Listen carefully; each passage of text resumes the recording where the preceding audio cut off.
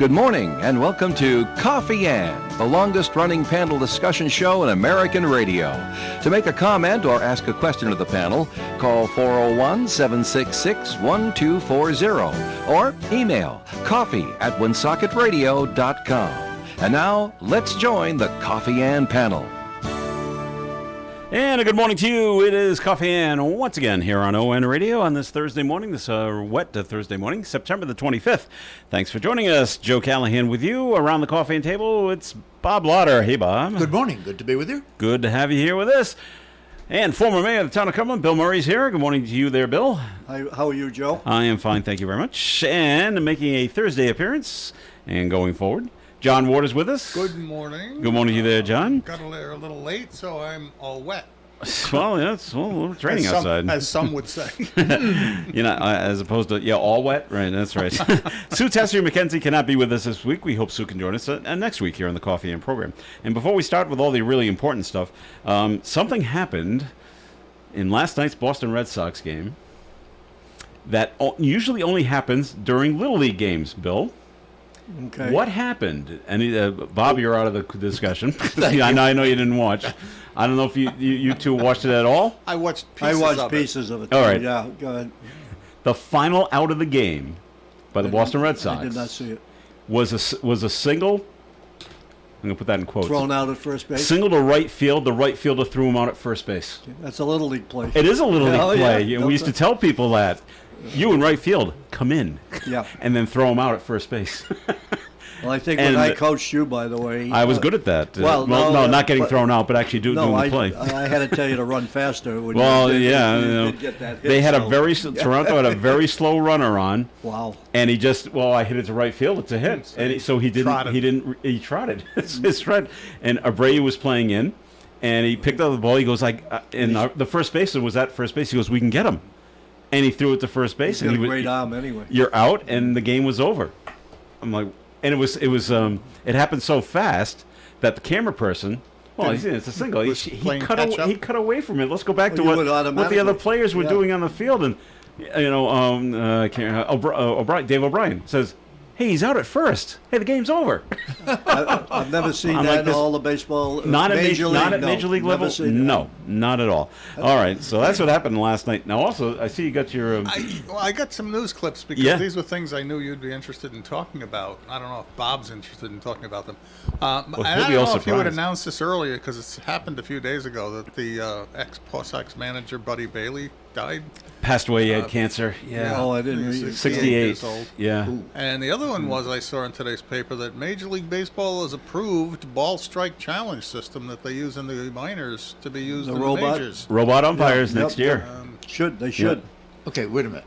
I know Bob needs an explanation. Explain this to the unintelligent. Before you do that, right? You know my little battle with Joe over the Yankees and the Red Sox. I want to thank him personally on radio. The Red Sox won again and put the Yankees in a tie for first place. Well, the Yankees won too. So I know, that's what I'm saying. They should take it. It was the Red Sox effort in beating Toronto that put him in first place. So I want to be publicly thanking Joe. Am I understanding you're a Yankees fan? Oh, he was born in New York, I've been wanting to. You never picked that up before with him throwing me jabs about the Yankees? And you live in Rhode Island? Oh, no, there's a lot of Yankees fans. I've only been here 60 years. Yeah. Only 60 years? Okay. He's not native. Yeah, no. Okay.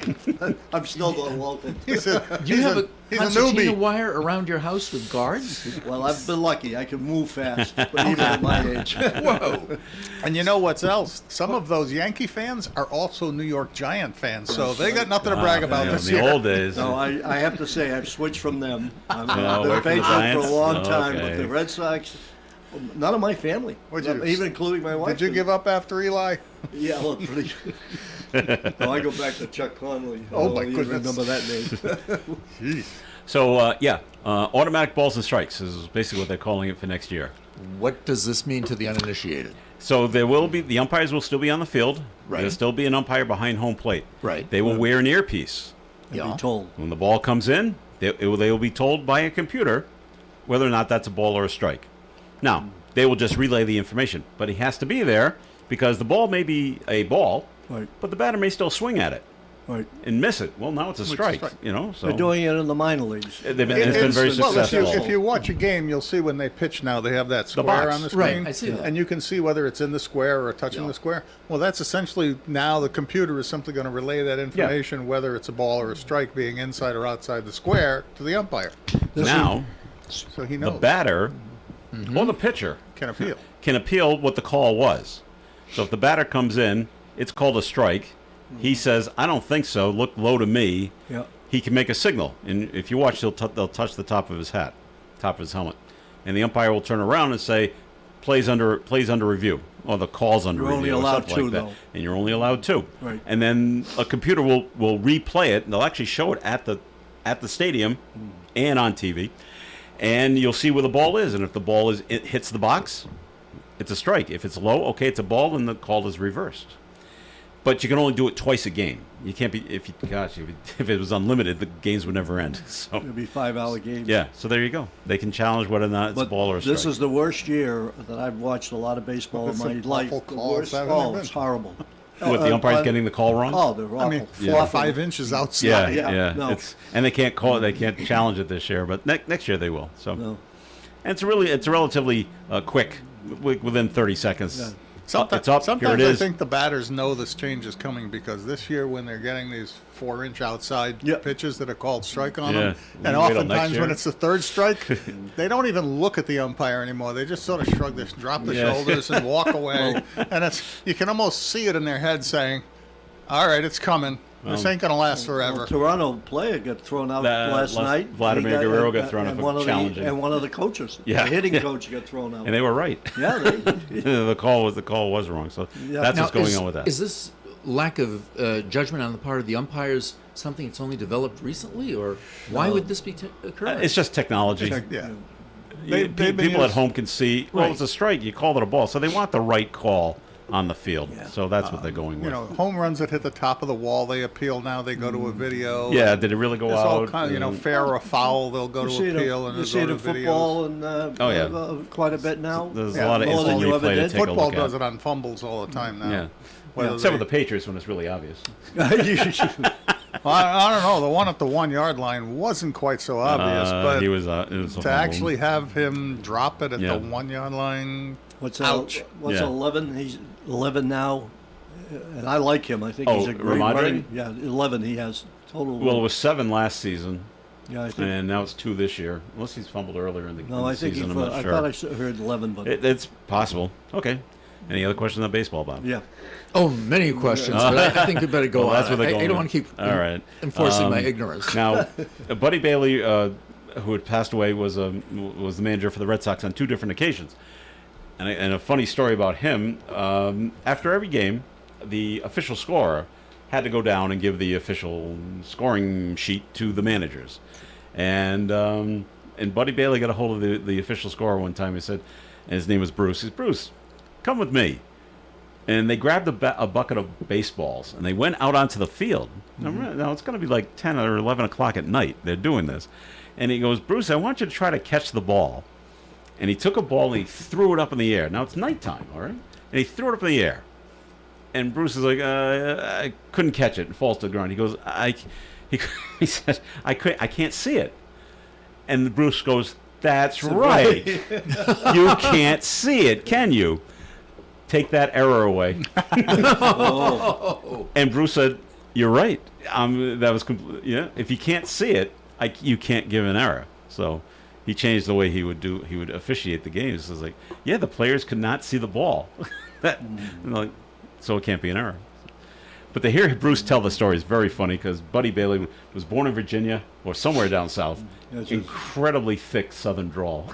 So it's just great to hear him tell stories. You know, the play-by-play guy. The official scorer for many years at the Red Sox was from the Lowell Sun, where my father was the editor. And Oh. it was Sogden. Do you remember that name? And Sounds familiar. yeah, he was for a long time, and I ran into him when my son was playing up at University of Lowell, and one of the things he said, one of the most difficult things that he's ever done is official scorer. He said, It's because tough. you never can please anybody. No. Nobody, he said, normally after every game, I've got somebody all over me. You know, that was a hit, this was a hit. And I always remember him saying that to me. Yes. Yeah. Because if it's a hit, the pitcher's mad because his Right. ERA goes up. Right. If it's not a hit, the pitcher's happy, but the batter's mad because his batting average goes down. You can't win. No one is happy. You did remind me of my little league days. Not that I couldn't see I couldn't see the ball because I was playing right field one night, and of course the sun was just at the right height. Oh, it's setting. And somebody hit a fly ball, and it went up into the air and right into the line of the sun. Yeah. And it's like, Yep. so I'm just I'm chasing where it was headed. Stick my glove up, caught the ball. You did. Oh, there you go. Whoa. Totally blind. Had no idea where the ball was. I thought you could say it smacked off your head. Gauging the direction when it took off and said, okay, here we go. Well, good for you. Stick the glove up and see what happens. That separates the better players from each other. Other players may run in the other direction. It was going that way, but I can't see it. Let me run over this way. Especially Little League. Yeah, and Little League, they just run away from the ball. For the record, I coached Joe in Little League, by the way. You did? Oh, A couple of years. Yeah, a couple of years, yep. Which is why and hockey. That's why I'm here behind the microphone, John. And never Bill is quite the made source it. of Joe's success. Yeah. Oh, well. Well, the problem was, as you get older, you got to try to hit the curveball. Yikes! Can't hit the curve. I can't hit the curve. That is tough. and Actually, the older you get, in my case, it was I didn't realize I needed glasses until after I got out of Little League, can't see- and so I couldn't see the the ball ball coming. soon enough to be able to actually react and hit it. and as you get older, So I did not have a good batting average ever because I was nearsighted, and the ball never became clearly visible until it was too late. as Could have the played and as basketball. the ball's bigger. Yeah. As you get older, the pitchers got even better with the curveball. I think this is getting tougher and tougher. I don't know how these people do it. All right, so before we get into the real big one, they did release the name of that man from Lincoln who passed away in a car crash on Douglas Pike in Smithfield. 60-something 68-year-old Dennis Hines of Lincoln was pronounced dead at the scene of the single vehicle accident. They still have not determined what led to this crash. I don't know if speed's involved or medical emergency or something like that. Sounds like medical. Yep. 68 single car crash, usually medical. Medical is what it sounds like. Yeah. And so now URI, they've got their football team and sports, and they're in Division 1 and like that. But they also have club teams. Oh, yeah. And the men's rugby club team has been suspended. Hazing problems. Hazing, which goes on all the time. And they can't scrimmage, they can't practice, they can't play games for this year, 25-26. Is that the entire rugby team itself, or you said it's a club team? Yeah, It's the entire team. It's Oh, all right. they're So- not in any league. That's just a club team that goes around. The hockey is the same way in URI. That's right. All right. So they It's, play it's- other schools that have club teams. All right. Right. Okay. And so they'll just play like if Johnson and Wales had a club team, they could play each Right. other. But something's going on. The hazing of the participants. Usually it's the freshmen, new players on the team, but they won't go into detail about what the You problem don't is. want them to go into Well, detail. you probably don't. But I commend them for taking strong URI? action against hazing. yeah, It can get out of hand. it can. I know And I know it from my own boys that played Yep. sports. Yeah. so they don't. They just say campus officials say they began their investigation immediately after it was reported. So it's possible a player came forward or a coach and just said this is what's going on. So they can't comment on any additional details of the charges. But Some of the interviews last night, what did you they hear? said it was done too quickly, and it wasn't a fair hearing. The suspension was done too quickly. Yeah, they Okay. did. They reacted very quickly, but Yes. so there's an argument on the other. They did it too quickly. They didn't get the full story. Yeah. This is an interview within the URI campus last With a night. player or just Well, a no, student just on people- campus? people that are- They thought it was too quick. Well, okay. That was the comment. Yeah. Alrighty. We're going to take our first break here in the Coffee and program. More is coming your way. Comments and questions can be called in at 766-1240. ON Radio. Hey, let's talk about Chan's Fine Oriental Dining, 120 years plus in the business. And tomorrow night, September 26th, on stage in the Four Seasons Banquet Room with Sam and Dave. Sam Gentili and Dave Tenuri, that's Sam and Dave, and members of the Brass Attack, Riz Vintage Rhythm and Blues Ensemble, featuring Tom Petteruti, drums, Don Payne, bass, and Paul Boulay on the keyboard. And it's 15 in advance, 20 at the door at Chan's. Moving along to Saturday's entertainment, while I have your attention, a brilliant contemporary blues guitarist, singer, and songwriter, Selwyn Birchwood. Coming up Saturday night, 35 in advance, 40 at the door. Big show at Chan's, and of course, they got great food too. Chan's Fine Oriental Dining, 267 Main Street in Woonsocket. Diabetes, high blood pressure, anxiety meds, everyone's on them. If you're a 50-year-old male, maybe a bit porky, and you may even have type 2 diabetes, $1 million of term insurance may only cost you about $200 a month. Call Term Provider. Speak with Big Lou at 800-230-2777. Big Lou will find a term life policy for you even if you have type 2 diabetes, are overweight, or have high blood pressure. Term Provider has helped thousands of people like you who think they can't afford term life insurance. To buy $1 million of affordable term life for you, all you need to do is call Big Lou at 800-230-2777. Lou will make sure the scales are tipped in your favor. Call 800-230-2777. Big Lou will answer your call and work to fit you into a term life policy that you can afford. Remember, Big Lou's like you. He's on meds too. Call 800-230-2777 or biglou.com. The Coffee and Panel is enjoying coffee from Down East Coffee Roasters. All their coffee is roasted right here in Rhode Island. Down East Coffee Roasters is available at all Little General stores. We are local and live at 99.5 FM. All right, it's Coffee and on ON. Thanks for joining us. It is Bob Lauder and Bill Murray, and John Ward is here. This segment of Coffee and is sponsored by the Blackstone Valley Call-in-Times. Sue Tasser-McKenzie will join us. Hopefully she can join us next week here on the Coffee and program. All right, it was a packed Woonsocket School Committee meeting last night. John, did you attend? I did not. Okay. However, I did watch the Channel 12 report, and I saw some of the people speaking under public comment, including the superintendent. And I commend them all for making their comments, expressing outrage over the behavior of students who are, I guess, 13 of them. Have been arrested? Had been suspended, had been arrested and charged with disorderly conduct, I guess. That's what they were all arrested for. The problem they're struggling with is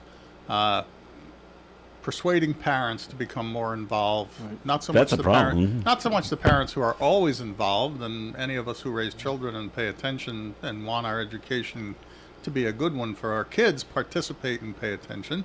But it's the ones who are neglectful and or don't really have control of their kids who lose them to these fights. And the other students deserve, as the superintendent said, the other students deserve the right to get an education, and the teachers have a right to educate.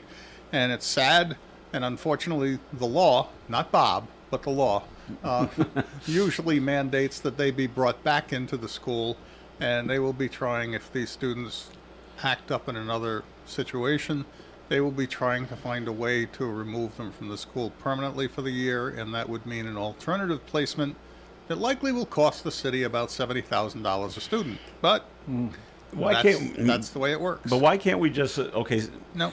I don't know if you can, well, they're suspended them now, but expel them and say, okay, you're not allowed back in school. Here's your study guide. Nope. You're going for your GED, and that's it. Law won't let you. Nope. The law won't let you do that. Constitution guarantees a free and appropriate education. All right. You will be provided by the state if it is not otherwise provided by your family.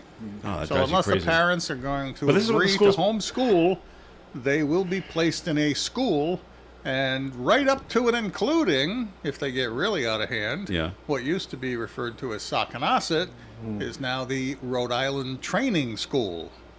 Or the Juvenile Detention Center That's what is an somebody with a record, education, is an if they education have- facility. And so that keeps them in school even though they're gone to jail. Well, what about, I don't know if this has come up. I didn't realize they had education facilities down at the training school. I didn't realize they had education facilities. Well, that's down why there. they call it a training school. As a matter of fact, the nurses there, this is one of the ones I always chuckled about. The nurses there can't just be nurses. They have to be school nurse teachers. And they have to have a teaching certification in order to work there. Must be tough to find that kind of person. I would think so. That has both. All I know is that it's classified as an education facility. By the way, I applaud the superintendent last night. He was He was upset. firm, You bet your very life. And clear. I Okay, applaud good. him for what he did last night. How can anybody get the parents to become more involved? What is the That's a great means question, of doing Bob, it? but I don't know if anyone has an answer to that. So somewhere you have to break through and cut off a chain of neglect that happens generation to generation to generation. And unfortunately, and I know you're not going to like the fact that I say this, much of it was expanded and exacerbated by, well, first off, two things. Back in the 50s, you could quit school and just go to work in a mill. Can't do that anymore. So the opportunities for those who would just walk away from education were plentiful. Now, in the early 60s, we had a little thing that Lyndon Johnson called his war on poverty. Well, the war on poverty meant giving people money, even parents, women, who were producing children without holding the fathers accountable. And so they're raising children alone, they're trying to get by, they're not getting enough support from the government, even though it represents an equivalent of about $45,000 a year. They can't pay the rents, they get subsidized rent, some of them just do things that they shouldn't do. And so you had a growing population of kids who were not being raised by parents and were being taught that their sugar daddy was the government, and the government's responsible to do everything. And so there is more of this, and then now you pile on top of that in 2000 social media, which has kids blowing up their jealousies, their fights over girlfriends, their fights online. And if you've ever listened to some kid playing a video game online where they've got their headphones on and the F-bombs are dropping and the language is horrible and parents just leave the bedroom and let it happen, it's going to make this problem worse. And so you get these kids that come to school and they decide to have a fight and they get in trouble, and the parents either don't know that their children are this bad, or they don't care. It's the school's problem. The other part, and I don't have a solution for that, except you have to find a way to get to that kid to turn them into a responsible citizen. And I don't know what the formula is for that. Now, Dr. McGee last night at the Woonsocket School Committee meeting actually noted, in disgust as it said, that he's reading reports that parents take their kids when school's over and they take them over to Dunn Park to fight each other, Yeah. and then the parents take out their phones and video it. I saw a woman whose kid is involved with Woonsocket Warriors football when they practice at Dunn Park, and they were trying to practice, and parents were bringing their kids over On the football field? onto the football practice area or around it, to fight, to have them fight. Isn't that outrageous? But you have another problem too. Is these parents, some of them, defend the kid no matter what. One of my daughters, not from this area, she's a teacher. Was a teacher, Debbie. You went to school with her, Joe. She told me, this is going back maybe 8 years ago. She had a problem with a kid in the hallway, actually a football player, and she told him to clean up his act a little bit, something like that. He spit at her, so she brought him, of course, in. They called the parents in, and the parents were very defensive of him, that she caused the problem, because he's never done anything like that. Oh, and I mean, it was so ridiculous that it's not my child syndrome. I experienced it on the school committee in a hearing. Oh, yeah. Where a girl who it was early on when we had SROs in the schools, and an SRO, the officer was working on breaking up a fight, and a girl on the sidelines jumped on him and assaulted him in the middle of it. And of course, she had to come for a disciplinary hearing. Came before the school committee. We closed the doors. The parents were there. And we listened, and it was like the parents didn't say a word. And when we said, but you assaulted the officer, and she got all flustered and wasn't denying it, and so we suspended her for a period of time. She gets up with her parents, and as they get to the back of the room, the parents start telling her, see, I told you so, and starts dropping F-bombs about the school committee. Because somehow we're doing something evil to their poor child who assaulted an officer. Now, a suspension doesn't really impose any kind of penalty on the student. No, they just because stay the out of student school. gets to stay out of school, has some days off, Get in more trouble. and the fact that they're not in school. Right. Well, they are missing school. They may be missing tests and But homework assignments. They may need to make up if they even do it. But they don't care. Those are the they ones probably that don't. That's the problem. One of the school committee members last night mentioned that I happened to watch. He mentioned that if you look at it, we have, I'm just using a figure, 1,200. 1,500. He said 1,500. 1,500, you heard and that. there were 13 kids. And he said, so you'd have 13 people out of 1,500. The others were fine. That's right. Yeah. So the other thing my daughter always said to me, we waste more time with the 1%. Even less than 1%, yeah. all the time in these Situations, actions yeah. that take away from what we should be doing with our own students. And honestly, a bigger part of the problem, that's a growing part of the problem, as I've been talking about now, Joe can tell you for years, is as a person back in 1996 and 7 who rewrote the charter school law, and Nancy Benoit managed it through assembly to get it passed so we could get access to federal funds. And I'm a big advocate for charter schools if they were doing what they were planned to do. But when they created mayoral academies, it added to it because there's a desire of parents who would send their kids to charter school or to mayoral academies the mayoral academies, they're required to participate in the education and actually communicate with the teachers and such. So they must be an involved parent. Well, when you take those parents that are now anxious to get out of the public school system into a charter school or a mayoral academy, it's because they have a strong desire to get a good education for their child and will help enforce the rules. Well, that means you're taking a big percentage of the students who are cooperative, looking for an education, want to do the right thing, and have parents who are involved, and you're taking them out of the municipal public school system, which means the concentration of students who are troubled, coming from a bad family background, have parents doing drugs, or criminals, or in jail, can't pay the rent, might be homeless, and are aggravated on social media by things. They're a bigger and bigger portion of the students left behind. And yet nobody's recognizing that down at the state level to channel enough resource into the mostly urban municipal school systems to deal with the necessary counseling and family interventions that are essential if you're going to save those kids. Now, that may sound liberal, but to me, that's fair. All right, got to take a break on the coffee and program right there. Hold that thought, Bob. More coming your way. For years. Time for a look at the forecast, which is being brought to you by Mothers Against Drunk Driving. Showers and possibly a thunderstorm today. Patchy fog, high of 72. A 90% chance of between 3/4 and an inch of rain possible today.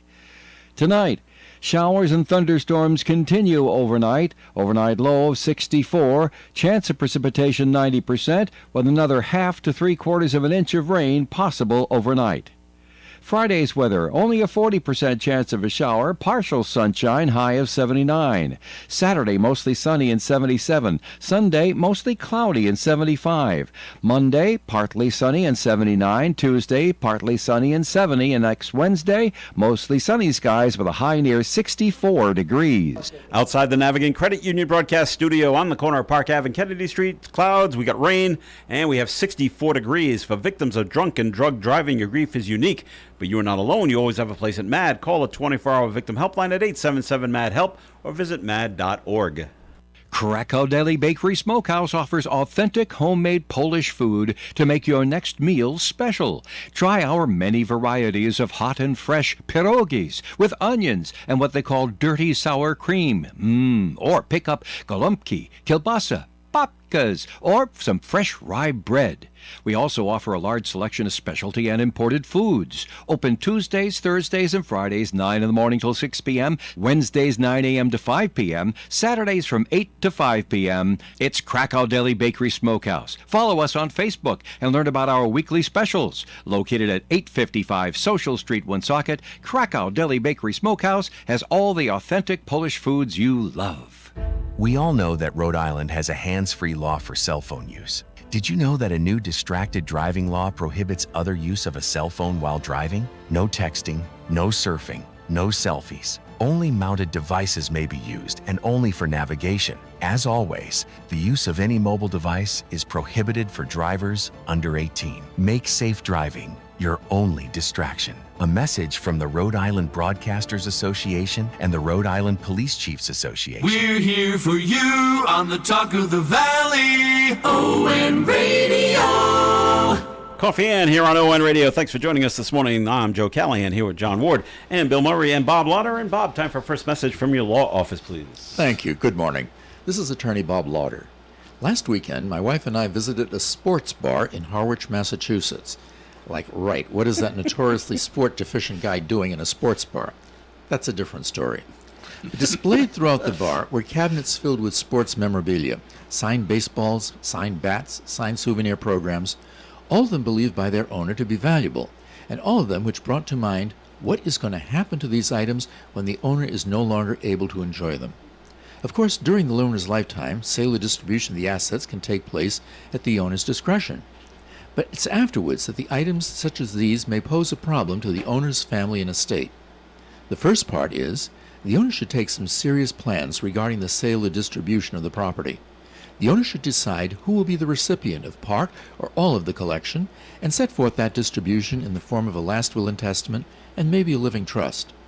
Such a designation could discourage conflicts between family members and others who have interest in the collection. The second part, however, is the owner should leave some memoranda regarding the best possible way in which the assets may be evaluated and how they may be most profitably sold. Beneficiaries should not be presumed to have the detailed and in-depth knowledge that the owner has when determining the value and how to sell items. Evaluation of specialized collection may require the assistance of an expert in that area of collecting, and it's helpful for the owner to make a list of the recognized authorities which the family may consult after the owner's death. Back in 2005, news outlets reported that an old painting acquired by an art dealer at a regular style estate sale for $1,175 was later identified as an original painting by Leonardo da Vinci and resold at Christie's art auction in 2017 for $400 million to a Saudi prince. While there may not be many $400 million baseballs out there, it's still prudent for a collector to provide and protect the family values, which only an expert will know. If you think my office may assist in your legal matters, please call me for an appointment. My name is Bob Lauder, and my telephone number is 762-4550. And the disclaimer: the Supreme Court of Rhode Island licenses all attorneys in the general practice of law. The court does not license or certify any attorney as an expert or specialist in any field of practice. Thank you. So my Bill Murray signed baseball is not worth $400 million? Well, you really need to have somebody who's an expert tell you that. Oh, now, okay. maybe it is. Maybe it is. very well Okay. could be. Cool. And, under those circumstances, I'd, probably keep it in a better place than in your sock drawer. Well, and no one knows it's there, though. Well, yeah, that is true. All right. Probably if we're burglarizing your house, that's not the first place we're going to look for the valuables. True. All right. Back to the situation at the high school with the fights. John, I don't know, was it brought up at all about the ages of the students that were suspended? I don't remember seeing anything. All right. about them. Because what if the student is 18, 19, 20? That's still Well, then they still would in the not. school. Can't they get kicked out? If it was disorderly conduct charge, they would have released their name and they would be charged as an adult. So All right, you so I would guess know, they're all you would know underage. if they were over 18. Yeah. Okay. And the other good thing Am I did correct, hear. Bob? I think you're right, yes. All right. The other Wait good a thing minute. I heard. Wait a minute. Is- Twice in, well, I know, amazing, earlier, huh? earlier I was just wanted going- to hear you say, I think you're right. that was a scary part. All But right. then beforehand, when John was saying about getting more funds from the state to help these programs, Yeah. that sounds almost liberal. Almost And liberal. it really sounded good. I think John's right on that, too. Golly, twice Wow, in one twice day. you guys Are we agree with taping John. this? I know, mean, this is amazing. I think this could be history. Wow. Making. The other good thing I heard. I'm waiting to hear John say that I'm right on something. Well, we'll see what happens. We still have time now. I know.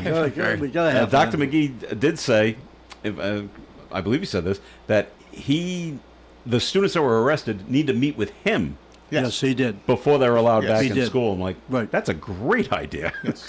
It would be like, I think they're talking on the Channel 12 report, it was Friday.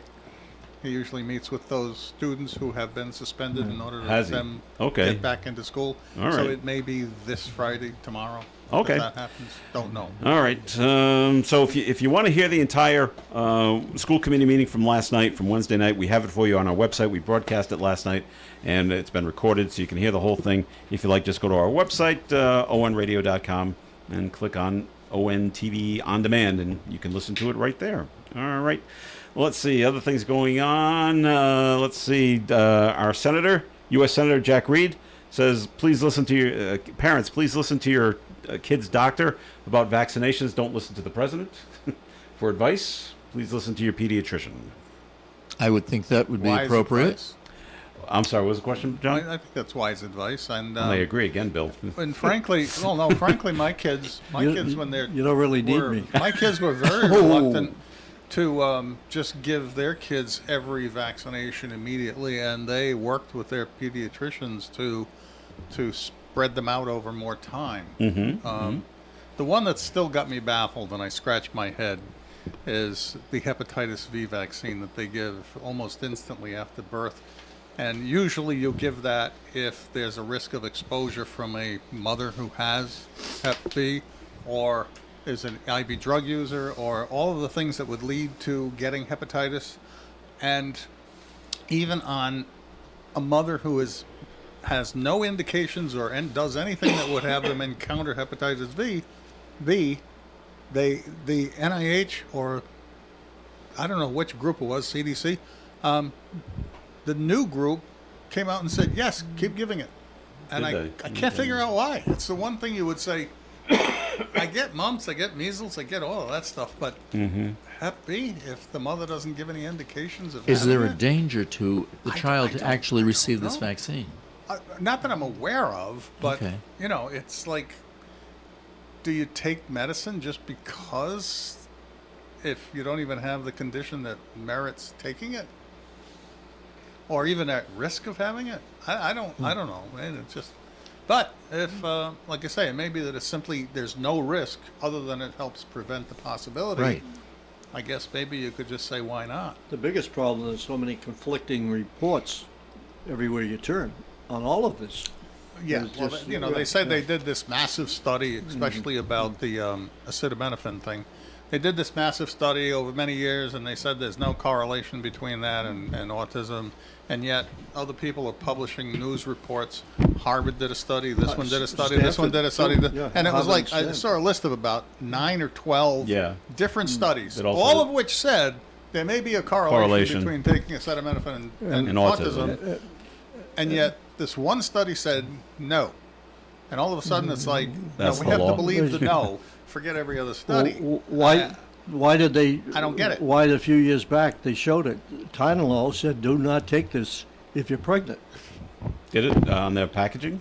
Well, it was a long time ago. That I don't know whether it still is, but they showed that quite a few times. That's the confusing part.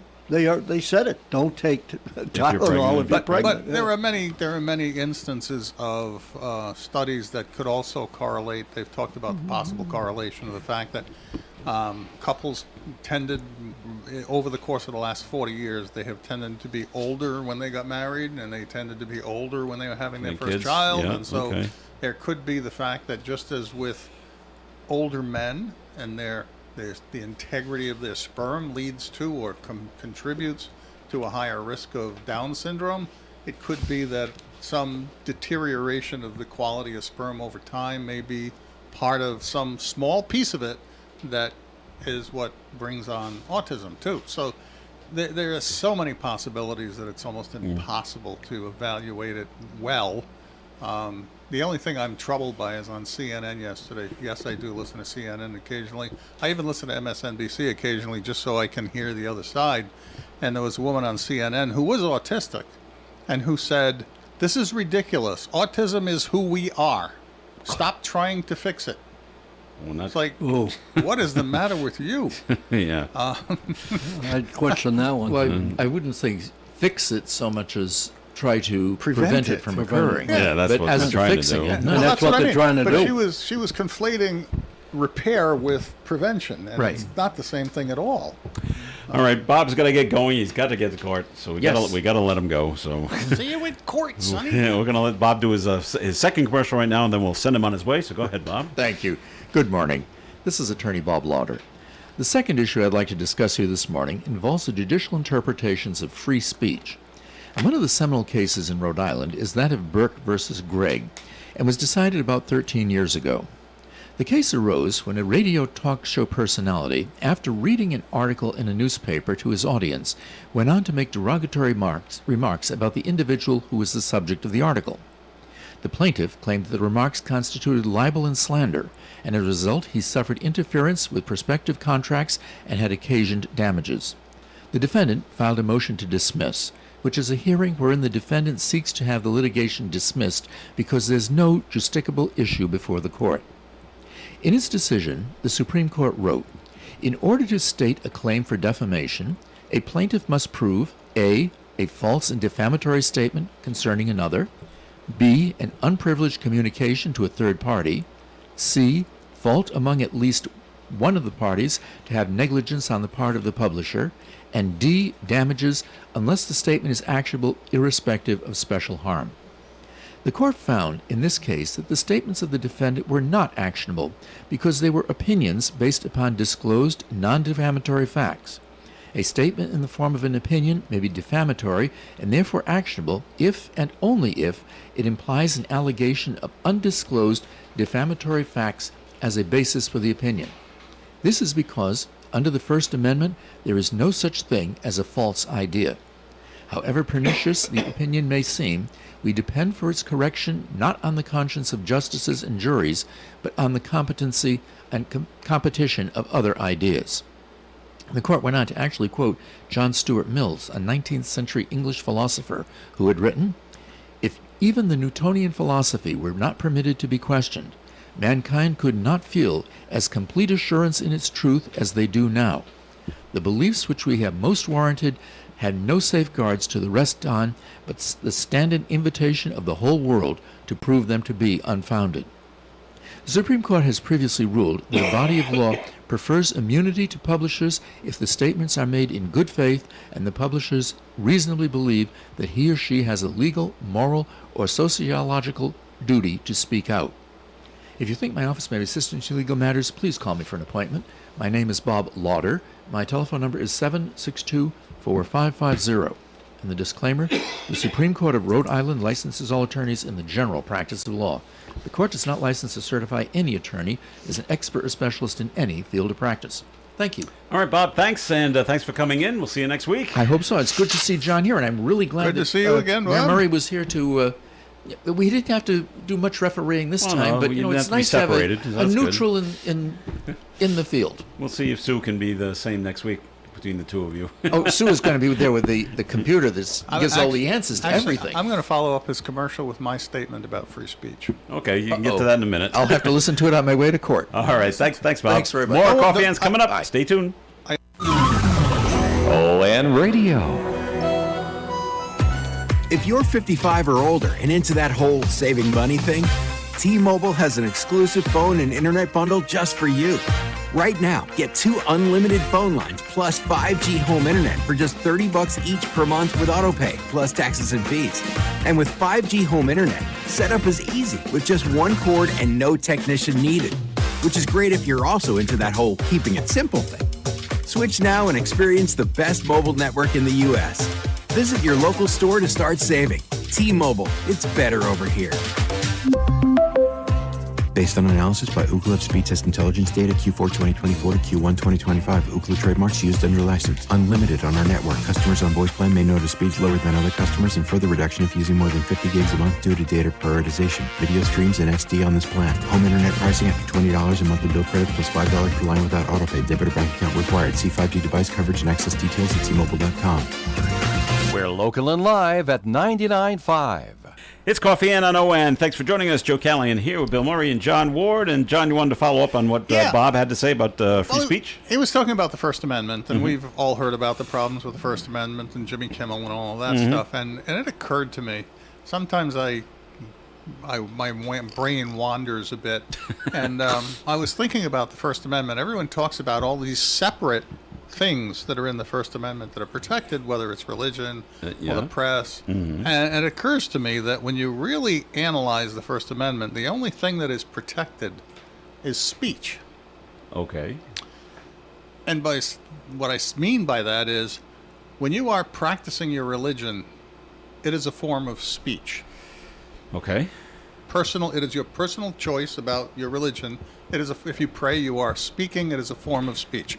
If you are a writer for a newspaper, it is a corporate statement or speech that is being protected to say that they can produce what they choose, and it is a protected form of speech. Freedom of assembly is the protection for the group speech. Mm-hmm. Freedom of petition is also a protection of a group speech. All this is it takes speech, and I don't know why it wasn't the first thing mentioned. It takes speech and it identifies different categories of speech, whether it's through your religious practice or through your media or through your assembly and or petition, and those are just forms. But what it fails to do is somewhere in there say, and whatever else the courts decide is speech, because there are there are things now that are considered speech that were not even in existence back then. But I guess my point is really the First Amendment is about speech. Okay. Your expression, whether it's through religion, through petition, through assembly, or through the press, is all just protected speech. Or whether you're individually saying something. The government has no right to restrict it. All right. It's confusing, really. I mean,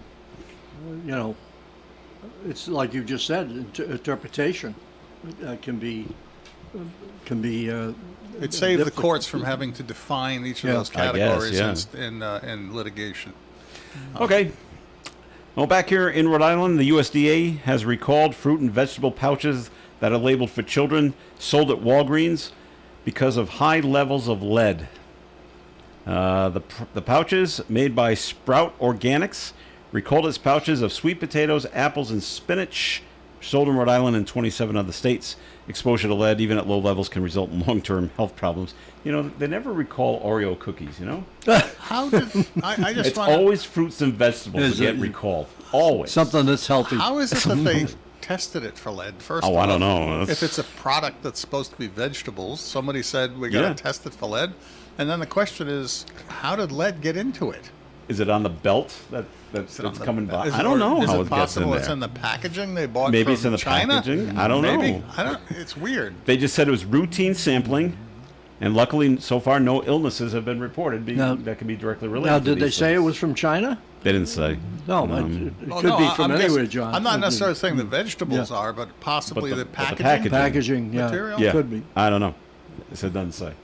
A lot of things come from China. And that's, it's 27 states, so we're selling this Sprout Organics. It's supposed to be good for you. Sweet potatoes, apples, and spinach, for the kids. And like I said, but you see so Oreo much cookies never get recalled. You see this so much, though. It happens. I mean, the happens recalls, it's just... So, John, speaking of free speech, we have the issue still going on down in Barrington with the teacher down there. The teacher? Yep, but up in Massachusetts, in Peabody, high school teachers out of a job after social media posts about the assassination of Charlie Kirk. Teacher is one of two educators who were placed on leave from Peabody Veterans Memorial High School for alleged, quote, I guess this is in their book, handbook for the teachers, violations of district policies and procedures, including but not limited to social media posts following the death of Charlie Kirk. Doesn't say what the teacher actually said, but the superintendent of schools in Peabody went on to say the teacher resigned and was not terminated. The investigation of the other teacher is still ongoing. So that's the first one I've heard of in Massachusetts has been out of a job because of what they posted. I thought the teacher in Framingham also was out of a job. I didn't hear that. Was that well, I'm not totally sure, but I know she was one of the first. It was a woman. This one doesn't say in Peabody. Yeah. So. But if you resign, you still get your pension, don't you? Yep. If they have enough years of service that they qualify, yes. Yeah. It doesn't say how long they were on the job or like that. But all right, so there you go. Moving on to other things. Let's see now. Things you don't expect to see. There's a zoo in Michigan. They have taken custody of a South American crocodile that someone found in someone's front yard in Michigan, just hanging out. Wow. Had to be a pet. Eventually, yeah. Yeah. And then it got too big. Got big, yeah. And then That happens quite often. Let's see. The safety department in Bay County, Michigan, was dispatched for a report of a wild alligator, and found not that it was terribly long, but long enough. It's 3 feet. Yep. It's decent size. That's getting out of control. Yep. It was right under the crabapple tree. Free food. Hungry. Keeps Sure. falling out of the sky. Yeah. So he's gonna hang out Perfect. here. But they were able to, and I wonder how zookeepers and animal handlers that aren't used to handling that kind of animal actually, how do we go get it? But they did, and now it's at a zoo, and they picked it up somehow, and you start with a lasso and you get it around the neck, And then the mouth, and you're very and careful. you close it down tight, and then you work the rest of You're it. right. I've seen that on some programs where on a much bigger animal, much bigger alligator, Yeah. like 3 or 4 guys jump on the back Right. and hold it down, and then the person in front or someone else has to come in and hold the mouth shut. Where then a 5th person And they has gotta tape come it. in They with the tape it. Yeah. Tape it. and still unnerving though. But in Florida, they have the alligator specialist. They are. That's a job. That's a job. That's a career. Yeah, that's In correct. Florida. It's funny, they never indicate that use on the roll of duct tape. But Yeah. it's very effective. Yeah. Now, as for how the crocodile or alligator got to Michigan in the first place, investigators don't yet know. But I'm sure they'll talk to the homeowner that owns the crabapple tree. It's like the Right. Groucho, Is this yours? It's like the Groucho Marx thing. I shot an elephant in my pajamas last night. How it got there? Pajamas, I'll never know. I'll never know. So, Bill, you might remember this. Due to men's college basketball and the Final Four and all this, Loyola University has so that. the sister. The sister She's that was the biggest fan of the team. 106 years old, right? She's finally retiring. I read that. Yeah. Sister Jean Dolores Schmidt, Yeah. chaplain for Loyola University Chicago men's basketball team, is retiring. Yeah. The university announced in an Instagram post that you're right, 106 years old, Yeah. finally retiring, is stepping down. Health reasons. Go figure. Well, she didn't go to the last NCAA, which Couldn't travel? She couldn't travel. Okay. That's what I read. She was amazing because Yes. in past tournaments they've interviewed her almost all the time. Sharp as a tack. Yeah. A very very rabid Basketball fan. fan, obviously For Loyola, too. For yeah. Loyola, but it was just and the kids. What was amazing to see this. They loved her. Oh, they loved her. It was unbelievable. So, and God bless her. This past spring in 2025, Loyola went to the tournament. Her absence was first noticed. She wasn't there, Right. and she's starting to miss major basketball events. Now, Sister Jean rose to national fame when Loyola went to the 2018 NCAA Tournament Final Four. Right. While she was there, Loyola's president praised her legacy and lifelong dedication to the Ramblers, who she has served since 1991. Well, yeah, back 7 years ago. She would have been only 99. Oh, so- only. That's right. A spry 99. A young whippersnapper. So, all right. Well, good for her, and hope she's okay. Speaking of not being okay, the rumors were flying around that William Shatner was not doing well, and William Shatner's agent had to come out and say, no, he's 94. Yes. He didn't look good the last time I saw him. But they say he's fine. He's denying reports that the actor was even in the hospital. Oh. TMZ came out and said that there was a medical emergency and he was rushed to the hospital, claiming he had paramedics from his L.A. home after experiencing issues with his blood sugar. But his agency, TalentWorks, released a statement saying the report's a fault and Shatner is at home and he's fine. I don't know how how these things start. No, he was on something. Didn't look good? No. They won't be able to say that forever. Nope. That's right. Eventually, they'll be right. Eventually, they'll be right. No, go easy. That's the good thing about Go TMZ. easy. They just keep saying things. They know eventually they'll be right. Go easy on that. I'm floating in that boat too, Former President Kamala Harris. She's got a new book out. Former Vice President. Did I say President? I think you said president. Oops. Former Vice President. Vice President. Kamala Harris. She's on a book tour. 107 days. That's the name of the book. She should have named it Burning Bridges. She was in New York City, and the 107 Days book is basically about her unsuccessful 2024 presidential campaign. She was at the town hall in Manhattan. It was interrupted on more than one occasion. Pro-Palestinian demonstrators are there for her? Wouldn't she be behind them? She was. Then why are they protesting her? They protest everything. Because that's how stupid they are. That's right. Well, okay. That's all they do. She says what's happening to the Palestine people is outrageous and it breaks her heart. But I'm not the president. Mine too, but you can't have Palestine without Hamas, and so you got to get rid of Hamas. That's right. But they don't want to admit that. They don't want to admit that. Yeah. Hard stop. But she goes on to say, I'm not the president, so there's nothing I can do at this moment. Well, So- she's thrown him under the bus. Biden? Oh, Guess what? everybody. If she were president, there's nothing she could do. Well, yeah. Yeah. So she's not happy with the entire Democratic machine? Well, it sounds like, well, she's making excuses as she always did. And it's amazing how much mud she's thrown. Yeah. She did it against Buttigieg. that he was gay. That's why she didn't pick him. Right. And she said that on Shapiro, that 'cause he's Jewish. CNN's show, Maddox, who was gay, I guess. Is she okay? Yeah, something like that.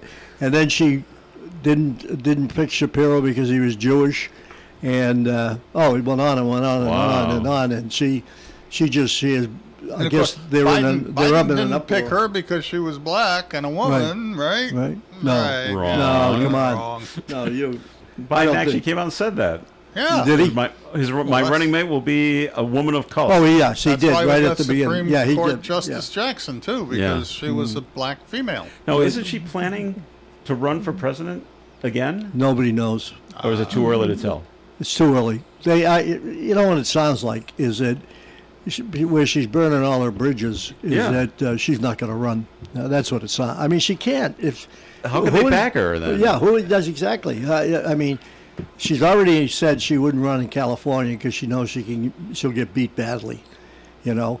But she came out too, and I think in the book, if I remember it, she's praising Crockett, the wacko from Texas.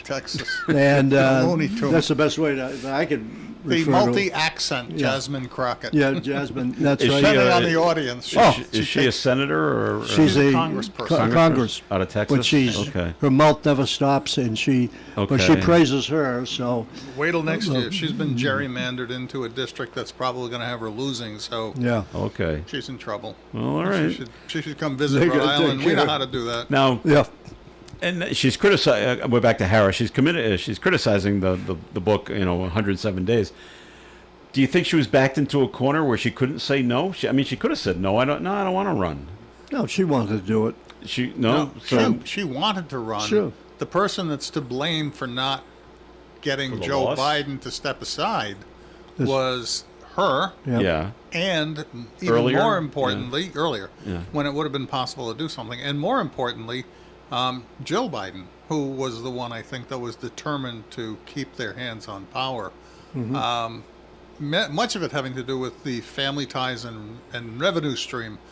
However, the reason Kamala Harris really could not push Joe Biden out, it would have meant there would have been time for primaries that would have been contested. right. She never would have won. And she probably would have gotten her doors blown Yep. off again, just like happened in Yeah. 2020. The first time round. So, I mean, she had to drop out. She dropped out first in the primaries back in 2020. So her chances of actually winning contested races across the country were slim and none.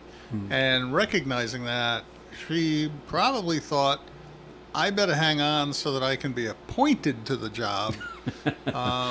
And frankly, if Joe Biden were cooperative, it would have been better if he had simply done that. resigned for his and health. let her be president. Let her be president for Yeah. a little while. That might have given her a little more bit of bit of a credibility, shot. Okay. especially among her own party. I think part of Yeah. the reason she lost the way she did was much of it had to do with less to do with Trump's popularity and more to do with Democrats staying home. All right, that'll wrap it up for the show for today. Thank you very much for tuning in. Always appreciate it. Our thanks to Bob Lauder, who was here earlier, and Bill Murray. Thanks for coming in as well today. Great being with you. Thank you for the invitation. All right, and John Ward, thanks for being here as well. Enjoy the rest of the day dodging the raindrops. All right, this is Joe Callahan. Thanks, Joe. Thanks. This is Joe Callahan. Have a great day, everyone. Stay tuned for Gary Smith and the crew. Do you remember is coming up after the 9 o'clock news. Broadcasting live and local daily from the Navigant Credit Union broadcast studio at the corner of Park Avenue and Kennedy Street. This is WOON Woonsocket Radio. And now, the news. NBC News Radio, I'm Lisa Taylor. More than half of Americans are pessimistic about the U.S. protecting free speech. A new Quinnipiac University poll out this week found 53% are pessimistic, while 43% are optimistic. Almost 80% said the U.S. is in a political crisis. The survey comes as free speech issues have been front and center, including the recent suspension of